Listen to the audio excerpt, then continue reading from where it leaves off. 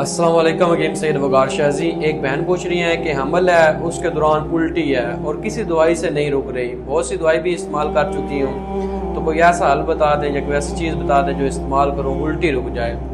وعلیکم السلام جی. علی شرازی، اکثر حاملہ خواتین الٹی کے اندر مبتلا ہو جاتی ہیں اور کسی بھی دوائی سے بعض دفعہ وہ الٹی نہیں رکھتی. یہ ایک معمول ہوتا ہے بعض عورتوں کے اندر، ہر عورت کو نہیں ہوتا، کسی عورت کو حمل کے دوران الٹی کی شکایت ہو جاتی ہے. تو اس کے لیے ایک بہت ہی کامیاب نسخہ ٹوٹکا سمجھ لیں وہ ان کے ساتھ شیئر کرتے ہیں. اگر اس کی 1 یا 2 چمچ ہی پیتی ہیں تو انشاءاللہ تعالیٰ الٹی رک جائے گی.